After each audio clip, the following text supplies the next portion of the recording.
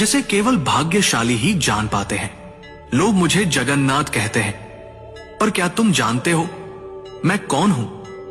मैं वही हूं जो द्वारका में श्री कृष्ण था, वही जिसने अर्जुन को गीता सुनाई, वही जिसने राधा के प्रेम को साक्षात ईश्वरत्व में बदल दिया, वही जिसने अधर्म के सामने धर्म को विजयी बनाया। जब द्वारका का अंत हुआ, मेरा पार्थिव शरीर समुद्र में प्रवाहित कर दिया गया, पर मेरा हृदय, मेरा चेतन तत्व नष्ट नहीं हुआ।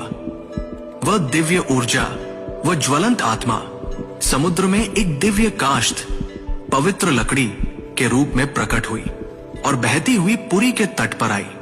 उसी समय राजा इंद्रद्युम्न ने मुझे स्वप्न में देखा। हे राजन, ये कोई साधारण लकड़ी नहीं, ये मेरा शरीर है, इससे मेरा विग्रह बनवाओ। राजा ने आदेश दिया।